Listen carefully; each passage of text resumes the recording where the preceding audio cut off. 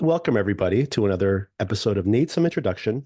In today's episode, we will be talking about the murder at the end of the world, the penultimate episode called Murder Scene, Seen. Get it? Have you seen a murder? I love a pun. Of course. Forgive my voice, by the way. I had COVID this week, so I had COVID. Shut up. I I'm did. so sorry to hear that. I'm feeling How's okay. the rest of your family? Never mind you. How's your family? Yeah, exactly. My wife had the worst of it. She was probably the one who she definitely was the one who brought us home. Well, My mm, daughter had either completely asymptomatic or didn't get sick. For me, it was relatively mild. I had a cold last year, which might have been COVID actually, although I never tested positive, which seemed much rougher than this. I mean, this literally lasted 2 or 3 days, and I had like a fever and a lot of body aches, by the way, a lot of body aches. But that 2 days of that, and then it got better. is this your first time officially having it? As far as I know, this is the first time, but like I said, we had Wow, that was a good run. it really was, especially since my wife works at a hospital. So Yeah, they were that's dropping like amazing. flies at one point early on, and we were in New Jersey, which is like the epicenter of the whole thing early on. So I did get some time to watch some stuff. I didn't go to work for a couple of days because I was like my body ached too much for me to even get out of bed. So I was catching up on some things. Soda, did you by chance check out this Julia Roberts movie, Leave the World I Behind? meant to do it all weekend and then I just didn't. I was just curious to get your feel on it. I've actually read the book as well, which is very strange because I thought that the film tantalized some themes and then really didn't deliver on them. So I'm like, oh, I'd like to read the book, I should say, to get a feel for like this unexplored subtext. And the book was very different. It's funny, the plot was very similar, but then the point of the book was very different than the point of the film, which I thought was interesting. It is also interesting that this is a pretty strange film and had a massive, massive debut on Netflix. I guess you get a big star in a Netflix film, Yeah, and huge everybody in star. America is watching the movie at the same time. But it's had a pretty divisive uh, reaction. For me, I thought it starts off really awkwardly. I liked Mr. Robot. I never finished the series, which I do plan to at some point, but I do have an issue with Sam Esmail's writing style and is a little too florid, a little too much in general. And you really feel that early on in Uh-huh. the film. It's like telling you what to think, and it was a little rough. But I think that once the thriller aspects of the movie kick in, it really works. I mean, I was like, stressed out. Really? I literally was thinking to myself, like, oh my God, like I'm gonna be like these people. Like my phone stops working and I'm out in Long Island. I literally won't be able to drive back home because I don't know which direction I'm supposed to go in. And I think we're all in that circumstance, right? I mean, Long Island specifically, Yes, it's exactly. pretty easy. No, I think it's pretty easy if you find your Oh, way okay. back to the LIE. I am a person who cannot find my way out of a paper bag, but I do know that if I find my way back to the LIE, it will lead me to the city and it's just a straight shot. Finding your way there could take a little bit, but Long Island is so self-contained that I trust that you could do it. But I was thinking this movie might be something that I could kind of like be picking up around the apartment and do other things while I had it on. But the way you're describing it, it actually will require more focus. Oh yeah, no, I think you want to pay attention to it, whether you like it or not. But it is a little dense in the way it addresses the topic. But what I was describing, Sona, was even more mundane than that. I mean, I've had this experience just when my GPS is malfunctioning. They're out in an Airbnb out on Long Island, and Ethan Hawke, who plays the husband in the Oh, I show. didn't know Ethan Hawke is in this. Okay. Oh yeah, and Mahershala Ali. It's a You great probably cast. told me, but yeah. Okay. When Ethan Hawke goes, he's like, I'm just going to go into town to find out what's going on. So he exits, he hasn't been anywhere since they've arrived at the house. So he just drives towards the center of town and then gets turned around at one point because something happens, which I'm not going to spoil. But then he's heading back home and he cannot find his way back to this locale because he's only been there once and he doesn't remember the street signs and everything. So I was like very paranoid. I'm like, oh my God, I need to have like a physical map in the car at all times. That's so interesting to me as just being from around here. I could definitely see that happening in New Jersey. In Long Right. Island, again, even someone as challenged as me can generally find their way around Long Island or at least find their way back to like accidentally ending up someplace. Oh, I know where I am Right. now. because it is just so self-contained that even when I get turned around, eventually you're going to see something where you're like, oh, right, I did pass this. Okay. But that's a very local specific feeling that I'm having. So it probably works well for people who have not spent a lot of time on Long Island. Well, I've definitely traveled with people who had GPS and operational phones and went out from an Airbnb and got lost coming back like an hour and a half later. They're like, "Where were you? We I have couldn't find the house." found, I mean, more local knowledge, but upstate New York can be very tricky as far as like unmarked roads and, you know, it just, I definitely have had places, Airbnbs specifically, where they say you must look at the directions in the Airbnb listing if you Right, want to right. locate the house, because Google Maps will not show you the road that you're supposed to turn on. It's going to lead you someplace where there is no road. So, as much as Google knows everything, they don't quite know everything. I would say that the show, to that point, I feel like when you're watching the show, you really do feel more like you're in upstate New York rather than Long Island.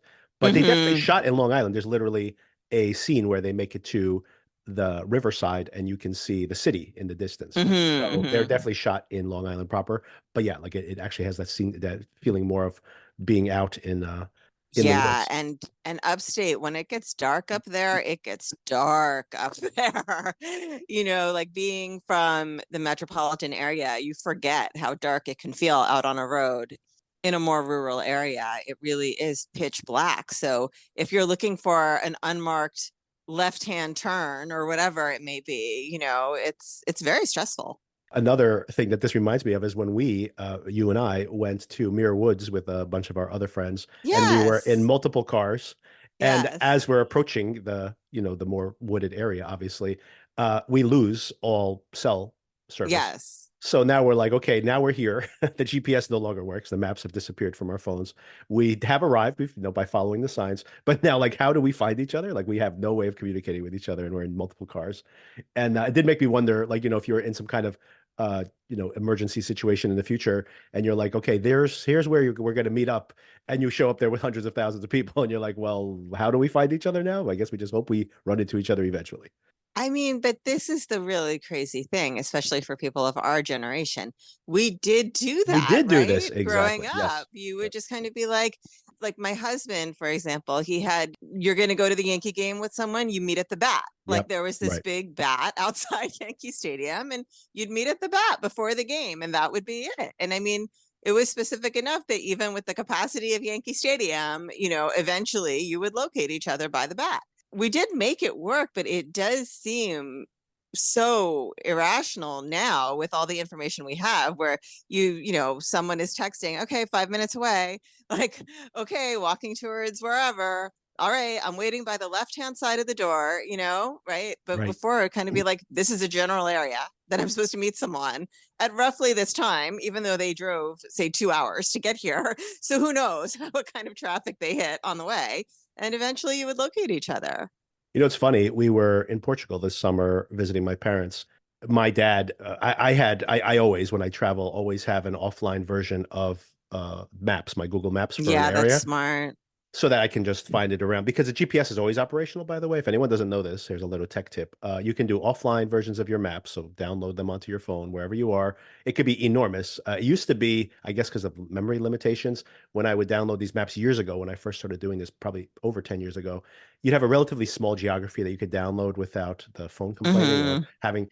Now it's just like, if I say I want to just get like the area immediately around my parents' house, they literally have the entire state where they live in. It's like it's a quarter of the country is Interesting. downloaded, and you could easily download a whole half a country or something onto the phone. And then you'll have like turn by turn directions even when the your cell service is turned off, because the GPS is always operational. It's a separate satellite system, and by law it has to always work, like basically just for the fact that Interesting. obviously all navigation systems always need to work and dependent on those things. So just a tech tip, everybody, make sure you do that when you're traveling to a new place. You can always find your way around. But this leads to the fact that I would just, when I was driving around, I had my own car. And when I was driving around, I would just follow the Google Maps. Sure. And sometimes my dad would be in his own car following us with the rest of the party, my mom and other guests. And he'd freak out and be like, "Why'd you turn there?" He'd like backtrack and follow us and freak out or call us on the phone. And I'm like, don't worry about it. Like, we're 40, we're like half a mile from the house. We'll find our way there. It's not an emergency. And he was like, what happens if you guys get lost and you'll end up like in the middle of like the some bad, you make a wrong turn and end up dead somewhere. And I'm like, we're in a residential area. Nothing bad's gonna happen. But more importantly, it was as if he had forgotten this, by the way, which is funny because this is even more pertinent to him than to me. Exactly what you were describing. I remember, and I actually mentioned this to him. I remember when we were kids and we went to visit some friends who had moved to like Connecticut. And we get in the car, drive to Connecticut, where we have never been before, and we drive in the general direction of where this person lives. We don't know their area. We don't know anything. And I guess we just like at some point when we got close, we called them up on Right. from a payphone Mm-hmm. and hoped that they Mm-hmm. were there. And we're like, hey, we're at the Kmart, come meet us or something. And Mm-hmm. I'm like, that's how we used to do it. We used to try. Insanity. It's insane. Yes. Thinking about that is absolutely insane. Oh, so do check out that movie. It's not great. It gets better as it goes along, I would say. And your mileage may vary, by the way. It ends on a joke, and I thought the joke was hilarious. Some people are very mad, being like, "What the hell?" Right? It Mm. worked for me, may not work for everybody, but I think that Mm. in the middle, it's a very tense piece of work. So do check it out if that sounds interesting. I think you'll definitely.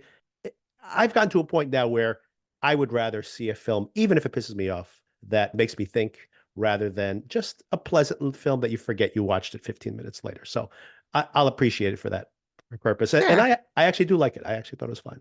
Could have been better, but hey, it's okay. Maybe as a segue into our over reliance on technology, let's talk about this episode of the show. Let's do it. This is a 45-minute episode. This is brisk by the standards of this 1 hour and 5 minute, 1 hour and 25 minutes episodes we've seen here on the show. Oh, and I think I had mentioned here on the podcast a couple of times where they actually shot these episodes. And I did look into it because I'm like, this is definitely shot in New Jersey. I had remember hearing that they had shot in New Jersey, so I was curious. So I looked it up. First of all, yes, they did shoot in Iceland. So this is not CGI, Sona. Thank you for finally resolving that for sure. Second place they shot at was Utah, which I figure is all those bat flashback sequences where they are investigating the murder. Love Utah. I don't think they're So supposed to be pretty. in Utah. Oh, yeah, you've been to Utah a bunch of times. I don't think that they're supposed to be geographically in Utah in the show, or at least for chunks of it. But I guess it's just pretending to be Utah. Or I should say Utah is pretending to be those other locales. Right. And then shot in New Jersey. We are at Great Adventure in this particular episode. And they also shot in Kearney, which I think is the more urban area they shot in earlier when she went through her book reading. And we could see a view of a skyline in the background. Mm-hmm. We start out exactly where we left off last week. She's trapped underwater. There's this actual beautiful shot in the opening of the episode, which is the fire that was burning Yes. her murder board, her red thread board that I caught fire. always, ever since A Beautiful Mind, I always refer to that as a beautiful mind situation, even though I'm sure, that idea existed well before A Beautiful Mind, but that's what it always reminds me of when I see something with all the papers hung up on the wall and the threads connecting one to the other. It's the character Homeland, Oh, Carrie. Carrie. Yeah, they call it like the Carrie board or Yeah, something like that. that's a good reference, Joe.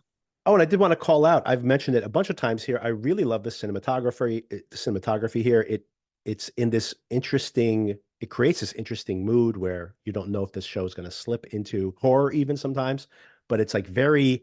I don't know how to describe it. It's very earthy and a little bit ominous. So I looked up this cinematographer out of curiosity, and her name is Charlotte Bruce Christensen, and she's made some pretty well-known films, most notably A Quiet Place, of course.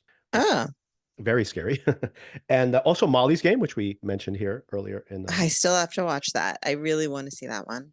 and Sharper. Did you see Sharper I've never on even Apple? heard of Sharper.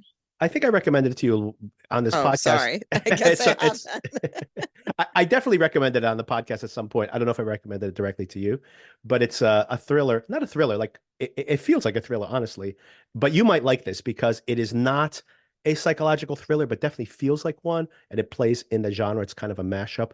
It's more of like one of those heist movies, not a heist movie, a con man movie, where Oh, those are fun. everybody is playing everybody else, and you just don't know how until the very end. It has an all-star cast.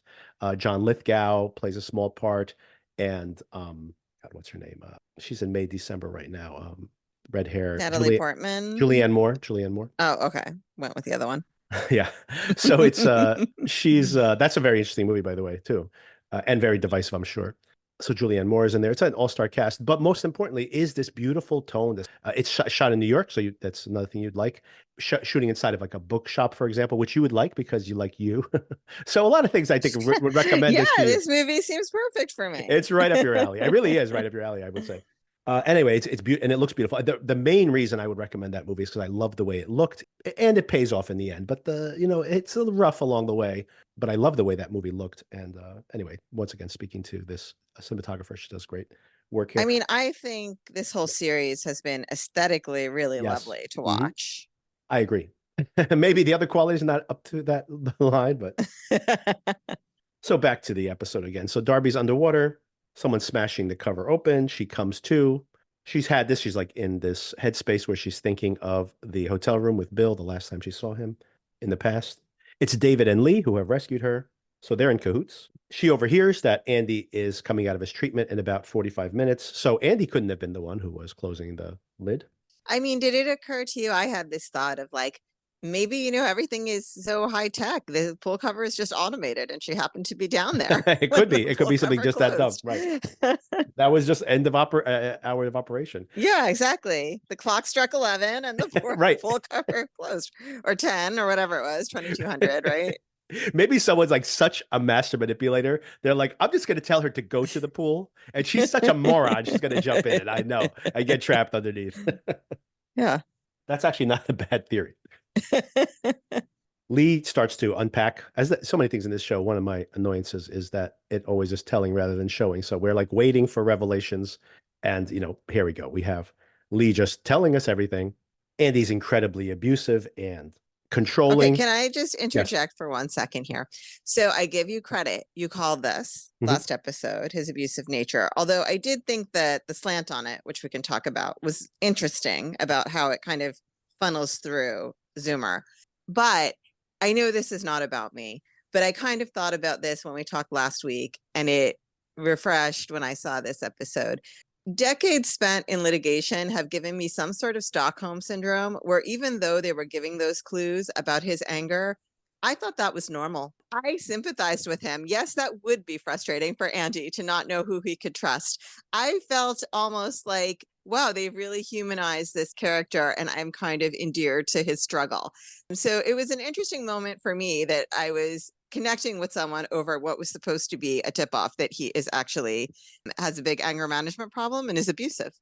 Well, I would say two things to that. I completely agree. Could you imagine that you're trying to have this, meeting of the minds type situation, and you're very serious about what you're trying to do theoretically, and basically people are leaking information or whatever else.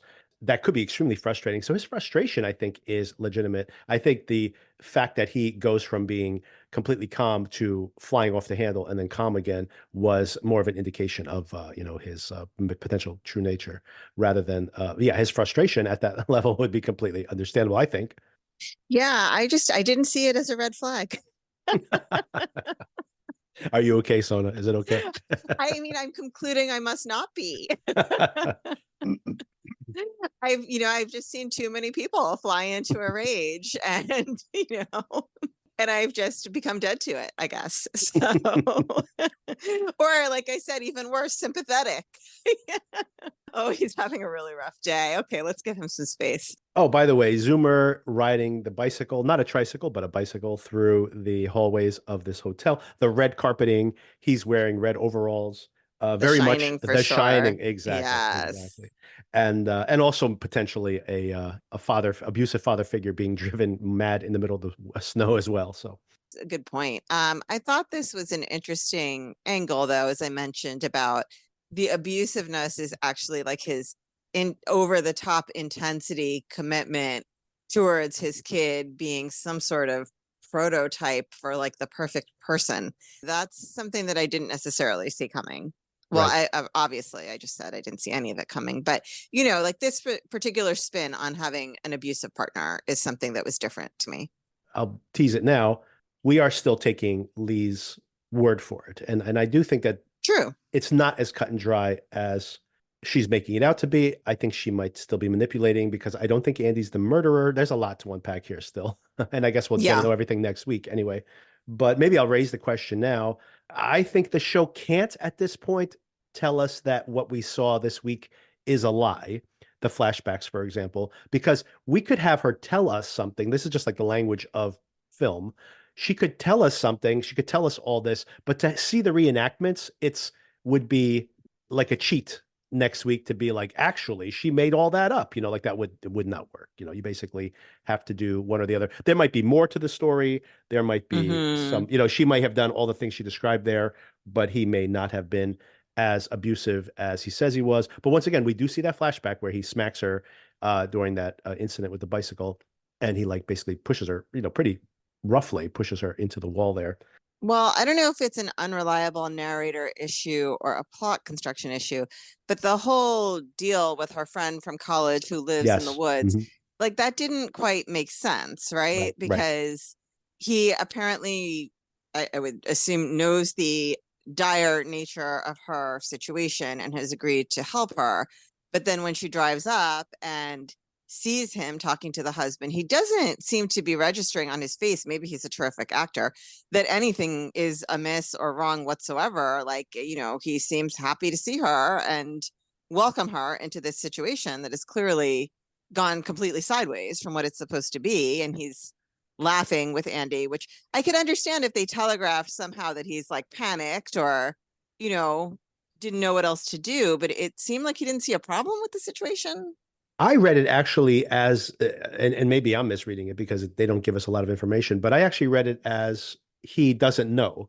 So that, You think he didn't know that she was trying to escape an abusive right. So relationship? she's just like, oh, Oh, we haven't seen each other such a long time. I really want to catch up. And then she's just using it as a reason to go see him. And that when she got there, that it would basically be like, here's what's actually going on. But she I probably doesn't see. want to tell him too much because she's like potentially implicating him, or if she can't I see. make the trip, now all of a sudden she's kind of dragged him into this whole Okay. situation. So I'm maybe overreading it, but I think that's what's happening there. Because it would be Okay. strange that he's just kind of chilling out, having a grand old time Yeah. with Andy. Right. This person who, like, he's not even uncomfortable with this guy who, showing up. He'd be like, oh my God, why is he here? I'd freak out, right? Okay. Yeah. Because I assumed he knew. And then I was kind of like, but then what? So, okay. We can go with that. So her plan, by the way, was to hack the DMV in the New Jersey, and found a mother with a child around the same age who's about the same height but has dark hair, and that's why she has the wig. And she makes this ID, or she renews the driver's license. There is a pretty funny scene where Zoomer has to get into this rundown car, and he's like, "I don't like this car." And she drives all the way to Nova Scotia. That's quite a drive from New Jersey to Nova Scotia, but doable. I mean, it just takes 12 hours or so. And the Zoomer did not complain the whole time. Didn't even have a device with him. Which, as a parent of a child around that age, we all know. Impossible. Impossible. Maybe she drugged him. Maybe we didn't see that part. Then again, you know what? Andy would definitely control his screen time very, very strongly. So Fair, he's probably just used fair. to like staring at the window and making up things in his head. Okay, I have a bunch of questions here though that I find questionable. Lee supposedly still continues to say that she had no idea that Bill was the dad. No idea, really, no idea. You slept with this guy exactly 10 months before you had your child. He looks like Bill. Like, really? No idea? I don't know about that. The only thing I can think of is that, she had told Darby that they didn't really complete the act. I mean, this is getting very graphic, but there was this storyline. Do you remember the show Scrubs?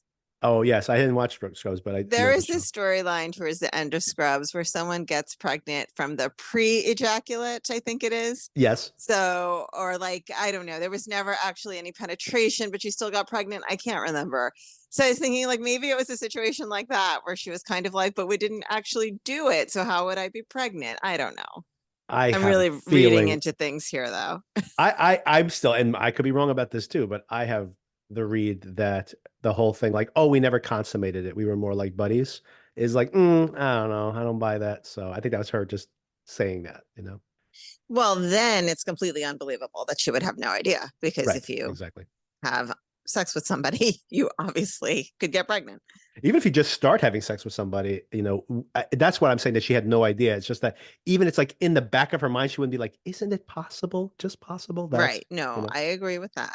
because I mean, for example, if he failed to have sex with her and they were using protection or whatever, then it's just like it does become very, like that is like what are the odds of that? Like 1 in 1 billion. Very But slim. Yeah. right, exactly. Some things do start coming together here, though.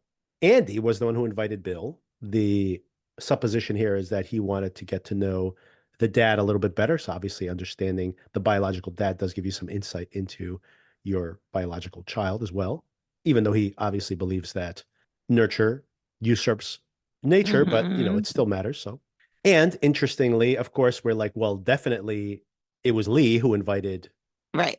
Darby. And it's like, no, Darby was invited as the bait to get Bill there. Hmm. So that's all interesting.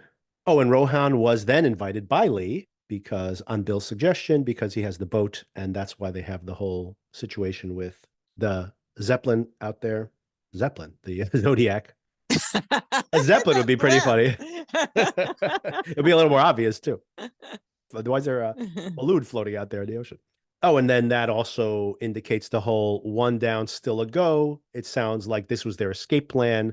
I mean, this to me also was a strange message. I mean, were they expecting to get murdered? Because that seemed like a very casual way Yeah, one down, to still a go. convey that one of the three of them is no longer alive, but we're still going forward. Like it just, I don't know. To me, I would think that this was a more dire situation than one down, still a go, given that our now current understanding of the plan. I don't know. That just seemed weird to me.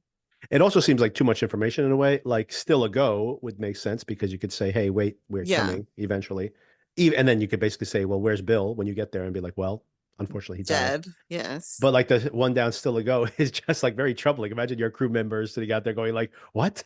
Yeah, what does What that happened?" mean? So Cliffhanger. a little too much for Morse code, apparently. Yes. I mean, even Bill dead would be the same amount of letters, Yeah, yeah, that's more true. or less. One extra letter. But still, that's still problematic. Bill dead is still pretty scary I know, information. but at least you would convey the accuracy and One dead, still a the go. So the three cups apparently would have been Bill, Rohan, and David, who were coordinating the escape. There is something interesting here. I think they are trying to make a point about, which is that Lee had been doxxed and bullied online. It's kind of a parallel here for the whole Gamergate thing, where that female journalist hmm was basically, her life was destroyed by internet culture. So Lee had to like go underground. And then ironically, she's looking for someone who's so powerful that he'll protect her because she'll be untouchable. Yes. And of course, he ends up becoming an abuser, which is interesting, I think, because in my minor experience with this in my life, I have seen that women oftentimes go from one abuser to the next, and so it is interesting that it's like almost like these predators will almost target people like this. So she has like allowed herself to slip back into one of these relationships in its own way. This is when Darby tells Lee that they need to go back to Bill's room to go, that she's making the big old mistake. And Lee asks, what is that? And it's like knowing or being caught up on the killer rather than thinking about the victim. Know your victim and you'll find the killer is the idea. This is when Oliver shows up. I have many questions now about Oliver suddenly popping up here, by the way. It was entertaining though. Yes, they needed more humor. Oliver did inject some humor here. I actually have that in my notes. He has one funny line reading here, very funny line reading here, that I'm like, man, we needed to have a little more humor in the show for sure. Is it the one about the blood? Yes. Yes, I that normally was don't read laugh this out part. loud funny. Yes. Yes. I normally don't read this part, but that's where all the blood is. Yes. That's great. So Oliver's there, has been sent by David, apparently. Suspicious that he suddenly shows up here. They all head over to Bill's room. Darby smells And by Bill's the way, clothes. Strange. he's walking He's around when he walking. shows Yes, up. Yeah. correct. So yes, Darby smells Bill's shirt.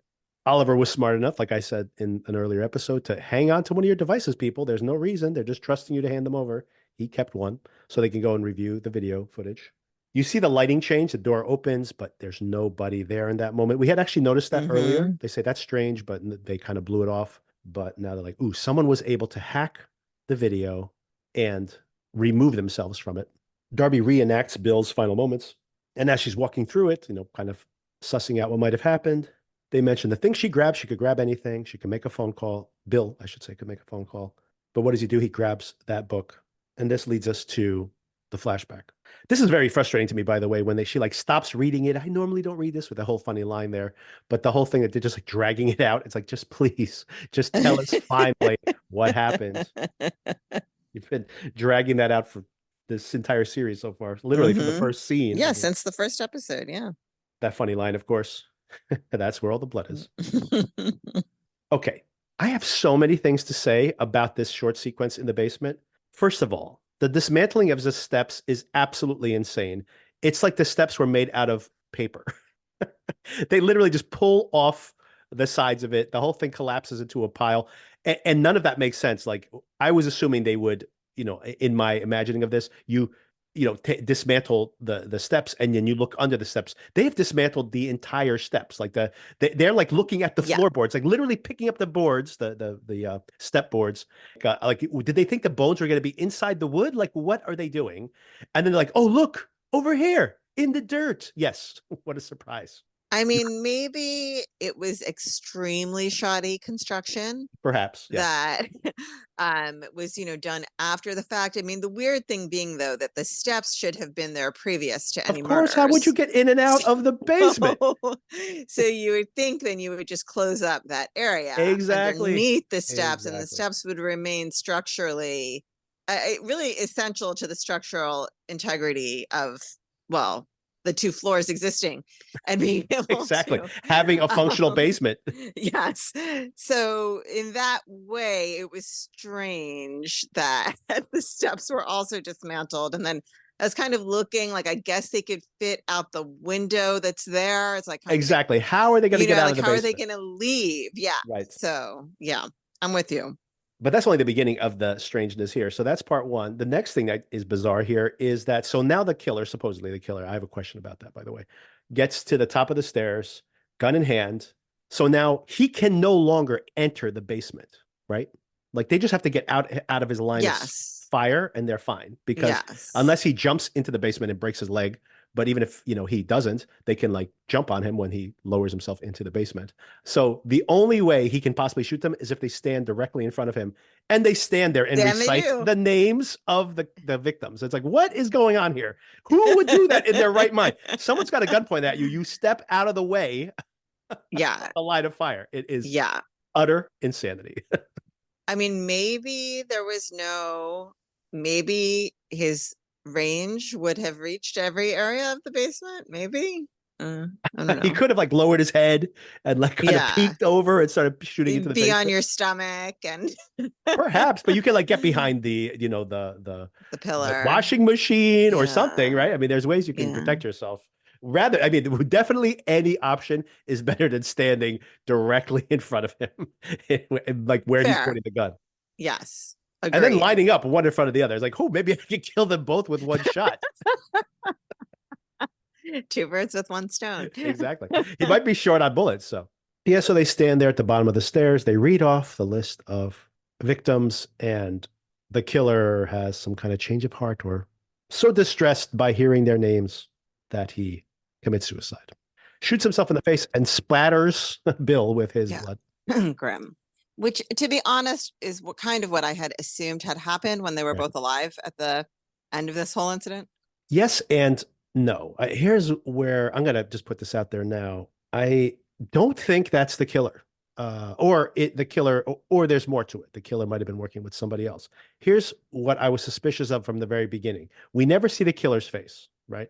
Okay. We don't see the killer's face now. They don't see the killer's face, and then his face gets shot off, right?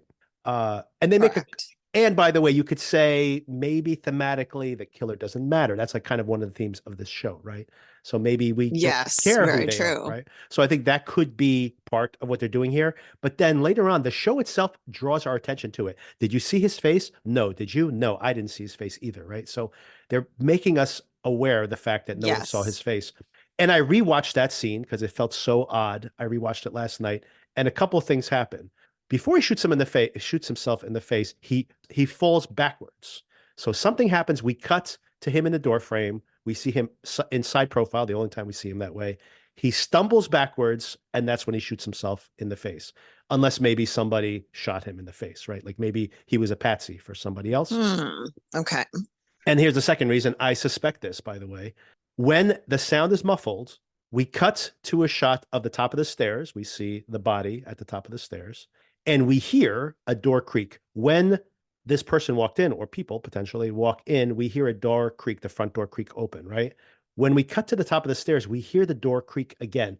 Who is exiting at that point if it is if the killer was alone, basically, right? So Interesting. Interesting. Interesting. so I'm very curious as to whether that is, I might be misreading all these clues. The creaking door, though, there's definitely a creaking sound there. I don't know what that's supposed to represent if it's not someone exiting the house. Maybe it's just supposed to be the front doors swinging open in the breeze or something. Who knows? But I don't know. There's something very suspicious about the whole way that they staged that. Why wouldn't they show this actor's face here in this moment? It doesn't make any sense, right? I agree they made a big deal out of not seeing his face. And then we do see the face like in the driver's license. Driver's So it's as license. if like Yep. we can't match the faces, right? So that's important. Right. Hmm. So I do think that there's more to it than this. Although, man, if that's going to be another shoe dropping, which of course she's not aware of, if that shoe's going to drop in the next episode, that's quite a lot of stuff Which to is the try to last unpack. episode, right? Last episode, yeah, exactly. Right. And that's what worries me about this is that, okay, what you're raising is very interesting and I'm curious about it.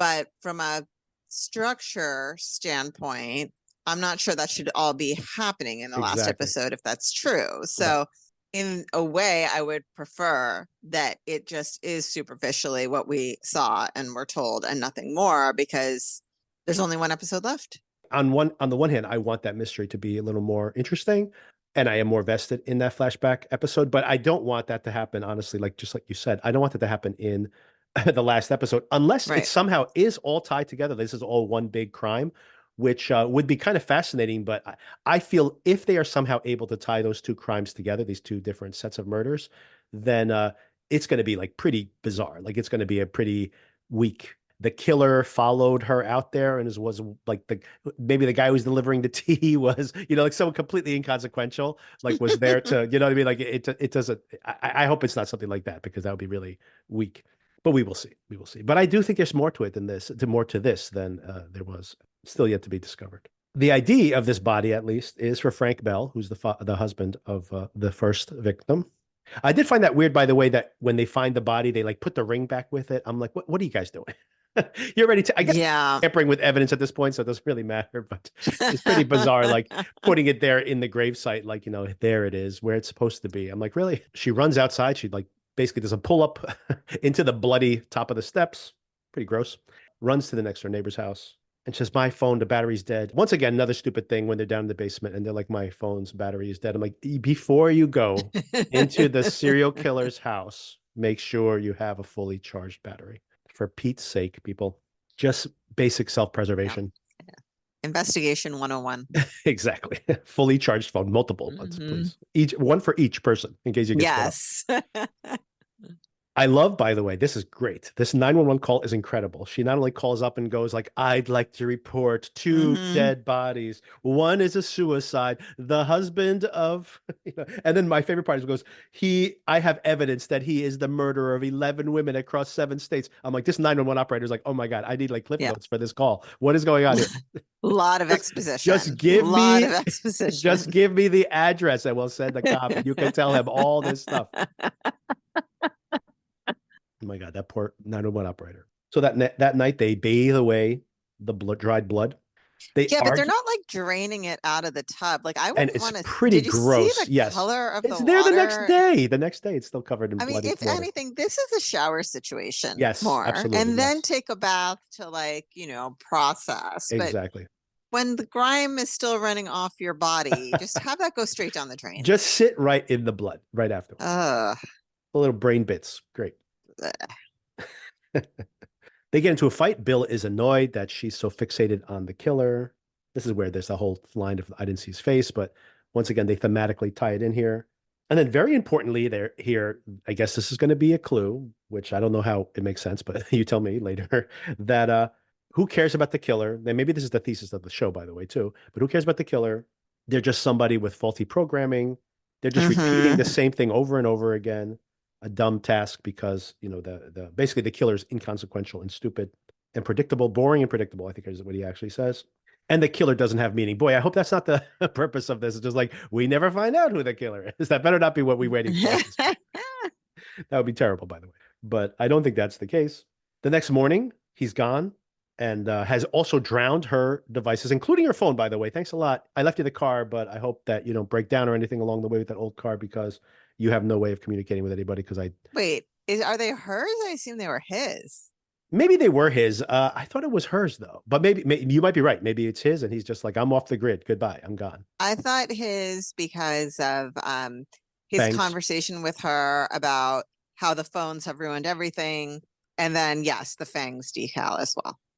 In my mind, I thought that he had put the Fangs decal on her computer, like how like boys will do that like in school or whatever. If they like a girl, they like put their initials and everything all over their notebooks and things.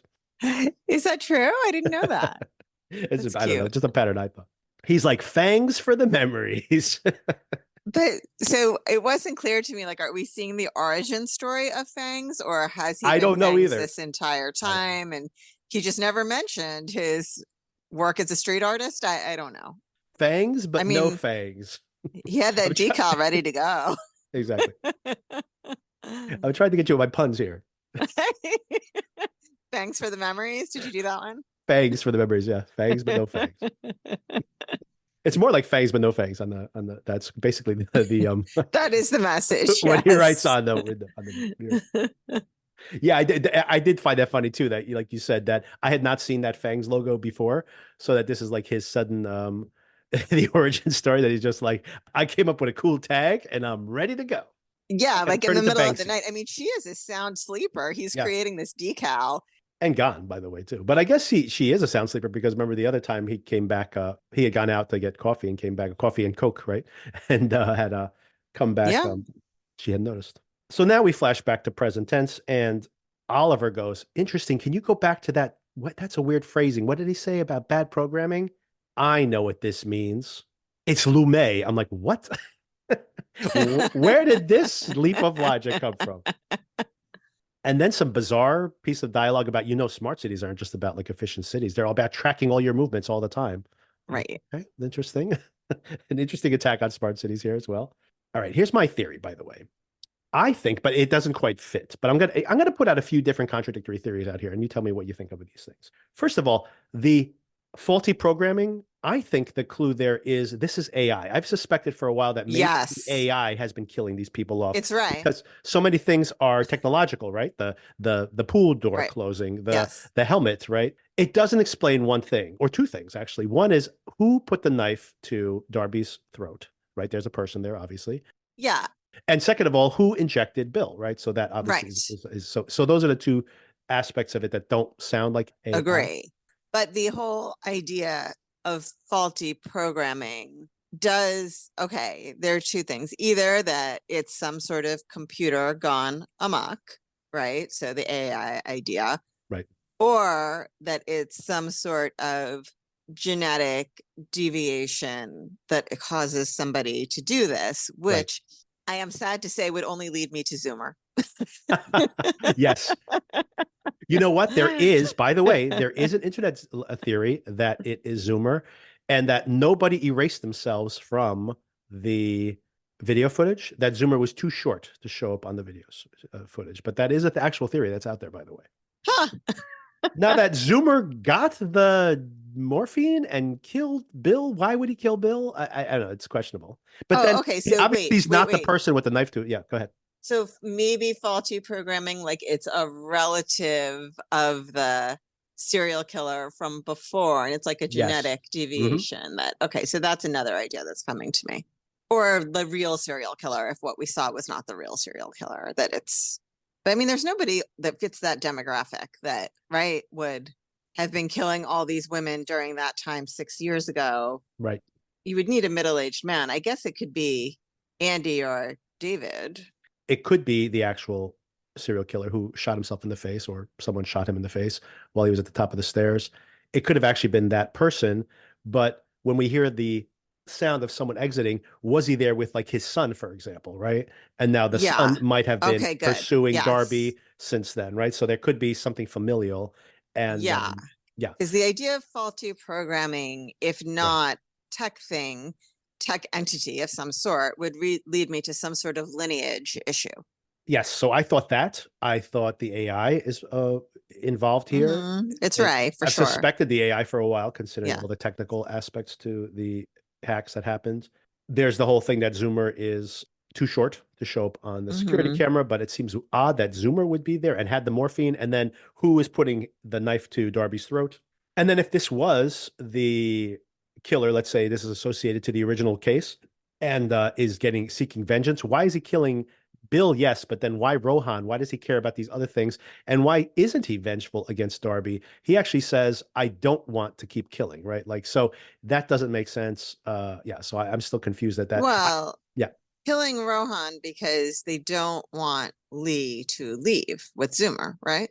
but then why are they vested with Zoomer staying there? Well, that will lead you to the killer, won't it, Victor?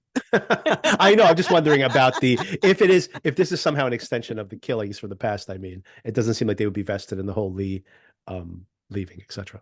If we're talking about the past storyline, yes, I agree with you. Yeah, like tying those two things together, which I don't know, to be honest. One more thing I thought of is not only is Zoomer too short to show up on those cameras, but Oliver may, and these are all contradictory theories, by the way, and maybe they're supposed to Yeah, be. yeah, of course. Yeah. And Oliver also might be too short in his chair to show up on Mm. the chair, but he could have been in the wearing the mask and attacked Darby because he could have been standing up when he did that, obviously. I mean, by this theory, anyone could have army crawled their way to the door. True. I mean, if it were that easy, you would just crouch down and crawl or shimmy yourself but over. but Bill might be like, "Why are you down there?" Might be a little more suspicious. May be a little more suspicious about letting you into that room. Fair. Oh yeah, but I do think Oliver is very suspicious because he shows up here, he injects himself into the case, he touches the book, and everybody's like, "Hey, you shouldn't be touching that book." And he's like, "Hey, you were just smelling his clothing." But Yeah. obviously, if you were in the room and you wanted to put your fingerprints on the book in a less suspicious way, of course, grabbing the book makes you explains your fingerprints being on the book. Okay. Right. So he does do a few things. Oh, and even the crazy theory of Lumet, where they're like saying, "What do you think this means?" And he's just like, "Lumet." And like some of the theories he comes up with here at the end are so bizarre. It does seem like he is trying to divert them from maybe a more Misdirect. exactly. But then, if that's the case, it does seem odd that he would allow them to use his device. He could just basically say, "Oh, I don't have a device," instead of letting them review the video, unless he's pretty confident that he's not on it, so he doesn't really care, right? So that's the other possibility. But then again, why even raise that question? Like he's basically exposing himself there because it's not impossible for Darby to be like, well, maybe there's someone there, just too low for the camera to see, and now that only leaves you a couple of possible suspects. So yeah, all these things to be figured out next week, I guess. hmm That's a lot for a final episode.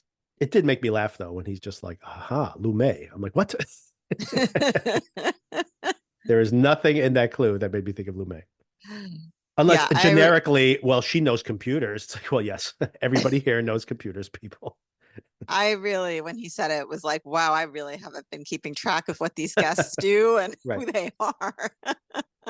I actually rewatched parts of this episode last night for taking these notes and including that sequence at the top of the stairs. But I rewatched this scene too because I'm like, I have to figure out what his logical leap was from to Yeah. Lumet, and I'm like, there is none. He just literally just says Lumet. I'm like, okay, well that doesn't make any sense. You got to at least back that up somehow. And, you haven't mentioned that final scene where Andy and David and the security guy, Todd, yeah. yeah, busted on them. And David clearly has been beat up. And yeah, Todd said his loyalty was to the family, but it doesn't seem like it's to the family Right. necessarily. So we have that happening as well. I do wonder if Todd is the person in the mask who threatens Darby because he does seem to have some affinity for her and her revenging, but then obviously needs to do his job and has this affinity for Zoomer, I think, at least, and probably Andy as well. So I do wonder if Todd is somehow that person there in the mask, and maybe not the murderer, but Yeah, yeah, yeah. just I telling her mean, to I think back it's very off. possible. Yeah. Yeah. So these things may not be all tied together as tightly as it may seem.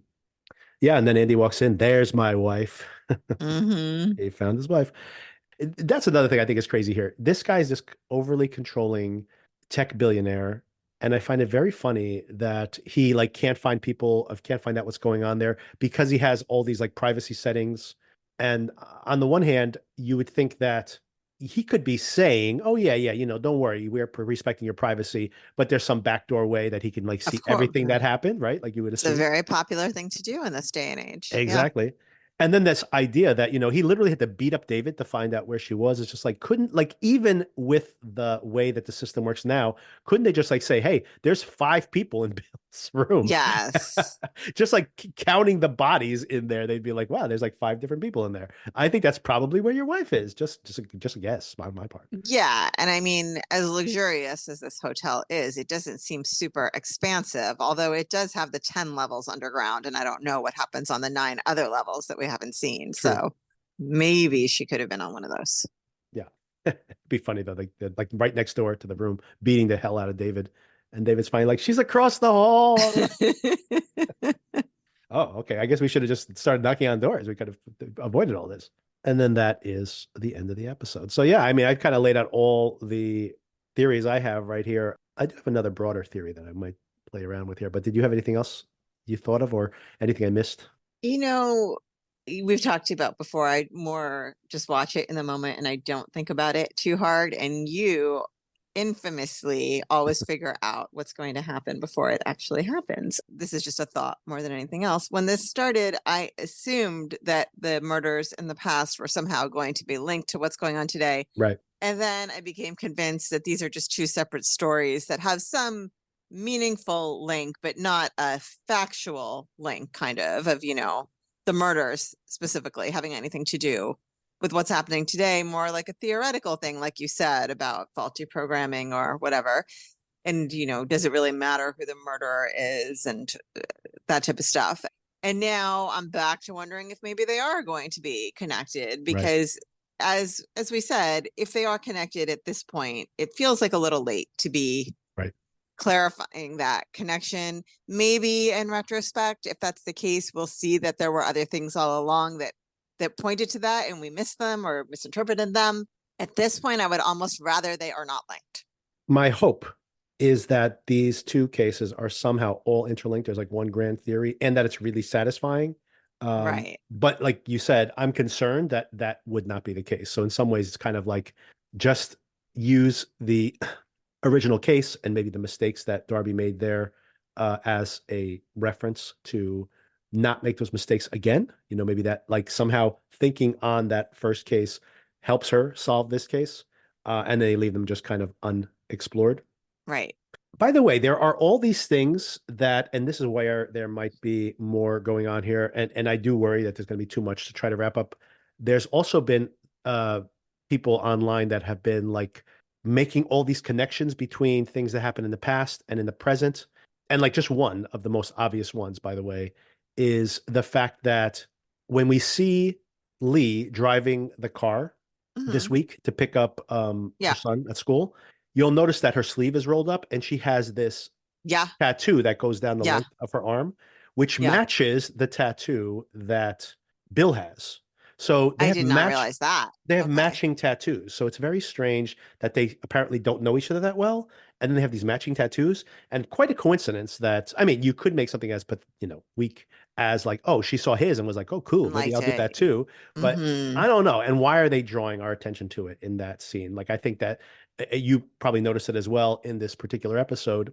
And why make us think about that right now, here later in the episode, in the season, I should say. So there are definitely, and there's other things too that people have mentioned that are kind of like tying these different elements, symbols that keep popping up in multiple different contexts in the show.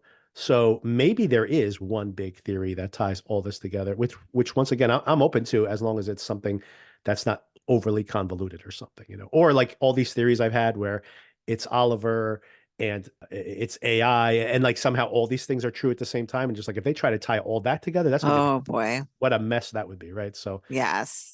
I do hope that they have an efficient, and I mean, I would love that, by the way. I love when like a mystery comes together at the end and all these kind of weird things that don't seem to mesh. All of a sudden you're like, oh, of course. And they all click into place. and it was like there, obviously, and I missed it, right? Like I love that. So I do hope that that's what we get. I do love that I too. That is very satisfying when that Yeah. happens. And honestly, the show has been, not great. And if it does not have some level of satisfying finale, it wouldn't even be something I would recommend to people unless they love these type of things. I mean, honestly, I wouldn't, right? The show has really just been dangling all these clues out there for weeks now that if there's not somewhat satisfying finale, I mean, I don't know if you agree with that, but I think that would be a deciding factor as to whether this is worth watching or not, don't you think? I mean, I guess it's hard for me because I don't often think about whether I would recommend something I'm watching to other people unless I'm massively in love with it. Right, I am not massively in love with right, this. right, I also don't feel like it's been a waste of my time though. right, right, I do enjoy it when I watch it. I look forward to it becoming available. I think for the episodes being on the longer side, they generally use the time well, even though the pacing is off right. sometimes. I don't find myself terribly bored, or if I do, it only lasts for a few seconds. So I think it's a solid show, depending on whether the ending is extremely upsetting or disappointing. But yeah, it's not the type of thing where I'm running out telling people, like, oh my gosh, are you watching this? You have to watch it. It's so good. I agree 100% with like I have been enjoying it along the way so far, but I would assume someone who would be innately attracted to like this type of murder mystery, likes this type of thing, would kind of be in there for the ride. But now if it's like after the fact and someone says, "Oh, I was thinking about watching that," and whether I'm going to tell them, "Oh yeah, you should basically put in the 8 hours because these are pretty long episodes." Hmm. It really depends on whether like they get it at the end. If at the end it's just like, and it's just like a big nothing burger at the end, like I don't know if I'd recommend that to someone unless they, once again, if you like the whole procedural part and you like the tech mystery type thing, if you are a fan of that in general, then sure. But then you're probably already watching this, right? Right. It's more Right. of like the casual viewer, and they're like, I don't know, I was wondering whether I should watch that or not. It really does for me depend on whether they nail the landing or not. So we'll wait and see. Yeah, I think that's fair. All right, thanks again, Sona. Thank you. Talk to you soon. Just a few more days, and then we'll know. Yep. All right, thanks. Okay. Bye.